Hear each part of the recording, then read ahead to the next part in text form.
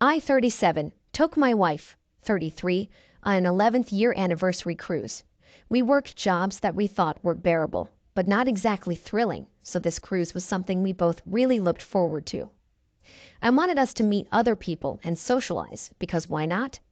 I wasn't sure we'd be lucky enough to meet long-term friends, but at least people to chat with. Wouldn't you know it, on the first night we met a really nice couple. The wife's name was Susie. After talking and gabbing away for a while by the bar, the four of us agreed to meet the next day as well. By the pool, the husband admits he's looking for a couple to swing with. Susie is shocked he actually brought it up and clearly doesn't agree with it. She looks sad that he wants to do such a thing. I agree with her and tell him we aren't looking to compromise our relationship. He plays it off, saying it's not like that, but I disagreed. Susie was relieved, but my wife actually looked disappointed. I made a mental note to quiz her about it sometime. Susie and her husband started talking about all the adventures they went on together. My wife looked envious and continued staring at Susie's husband. I didn't know at the time, but she got his number. We both dressed up nice, and she came with me to the casino. She was entertained for a while, but eventually she wandered off while I played poker. She told me she'd be right back, but she didn't come back even in an hour. I left the table and started looking for her and calling her over and over. Looking for her felt like a helpless waste of time because the boat was huge. What are the chances I'd run into Susie, who was also looking for her own spouse? When we saw each other, we panicked. I suggested we both go check our staterooms and meet back here with whatever we found. She agreed, and I raced back to mine, but no one was there. When I came out, I was feeling nauseous and picturing Susie walking in on them. 2 security guards passed by me just then, looking like they were on a mission. For some reason, I got hunched to follow them. They passed by where I told Susie to meet, so I waved her over. As we followed them, she said she didn't find anything, and he still wasn't answering his phone. I told her I thought these guys might be onto something. They led us straight to the comedy club, which was currently empty, but the doors were unlocked for a show in 3 hours. They called out, "Excuse me," and I jumped. Then I noticed 2 people's heads behind a bar. They were quietly swearing, and I heard my wife apologize and ask security to hold on a moment. I covered my mouth to try to hold my face together. I couldn't believe this was happening. Susie was also in disbelief. As soon as they stepped out, I could only ask my wife what the hell was happening. Susie screamed. Security just noticed we were behind them and asked if we were a couple. We clarified that we were their spouses and they were cheating, so security left their consequences up to us. They stepped aside to let us hash it out with them, but there wasn't much to say. I just stared at my wife and shook my head. I kept asking why she did this, but she just chalked it up to temptation she couldn't refuse. It hurt. I told her she wasted 11 years of our lives, but she said she didn't see it as a waste. I told her she was downplaying what she did. Our relationship was something I treasured and honored, but now it was a waste because it was over. I would have to start with someone new, someone I'd have to learn how to trust after she broke me.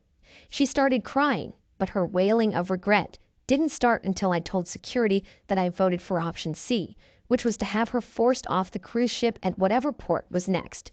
It would be up to her to find a way home, and without me, she was going to be scared and uncomfortable. Susie bravely agreed with me, signing up her cheating spouse for the same fate. They were both yelling in protest as they were led away to their individual holding cells. Of course, since we were their spouses, we could get off at the next port with them, but we chose not to. We weren't lonely, though.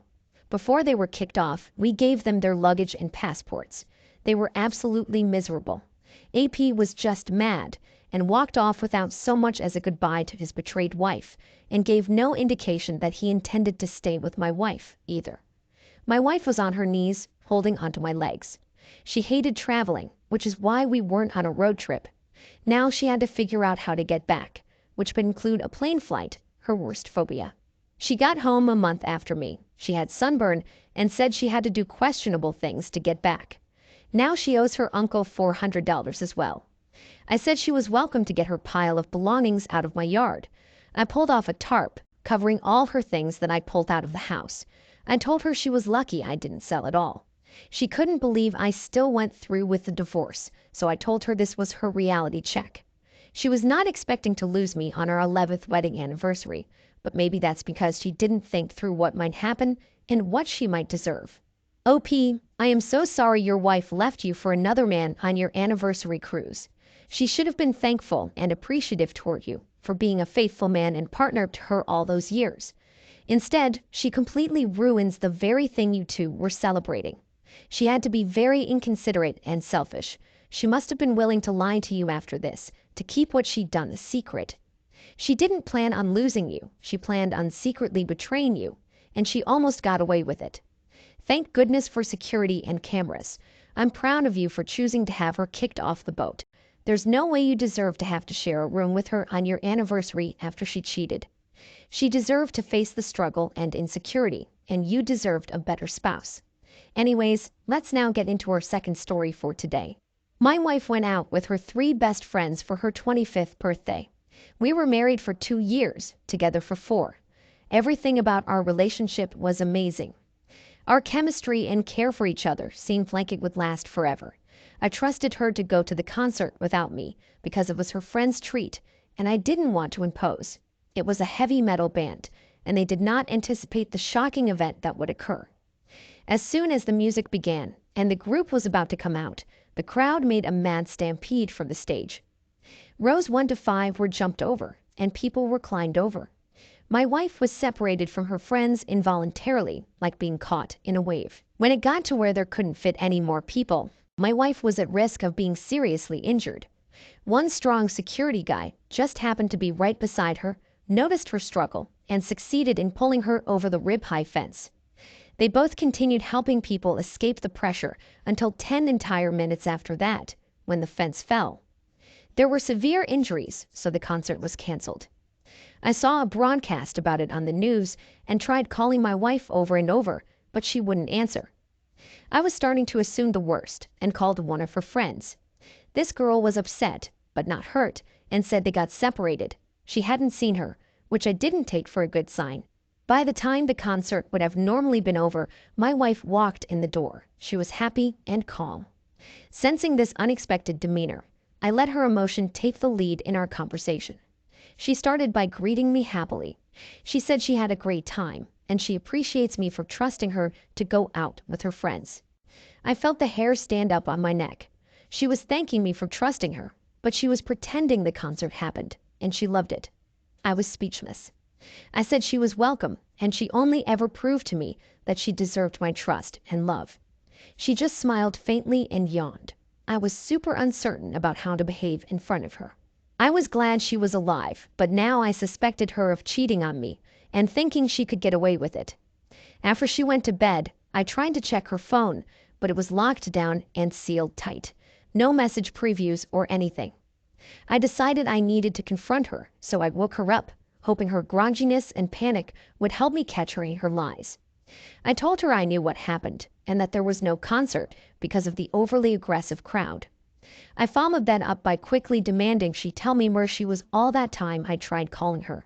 She said, a lot, and at first just admitted a man helped her to safety. She elaborated on how much he saved her life and then said they just hung out afterwards.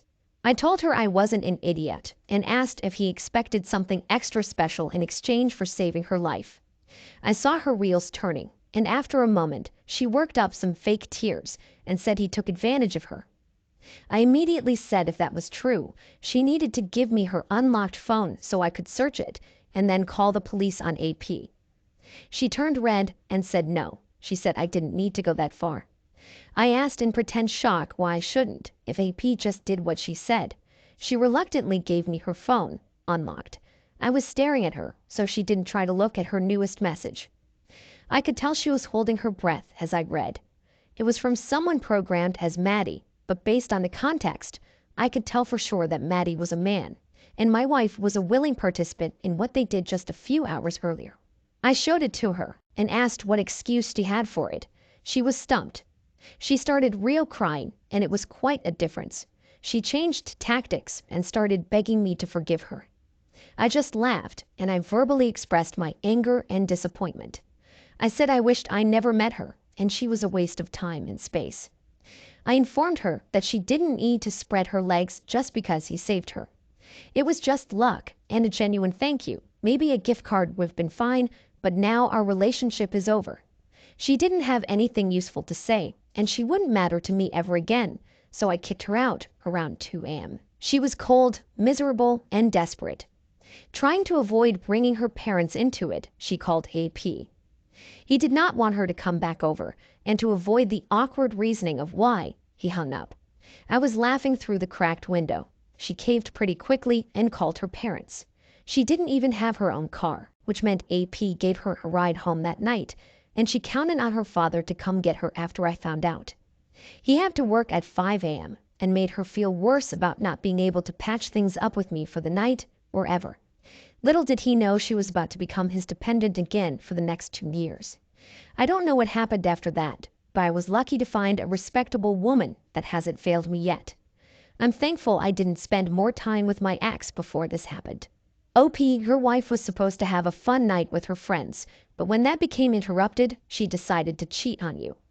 I am shocked that she couldn't have been more thoughtful about just how despicable this choice would be.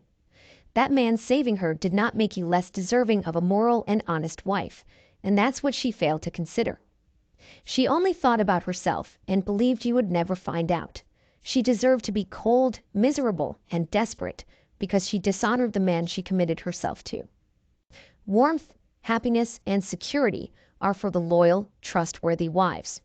I am so glad you saw the news report and paid attention to her behavior.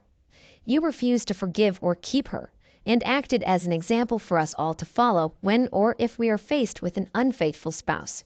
Thank you all for taking the time to listen to today's stories. If you enjoyed listening, please feel free to like and subscribe if you haven't already.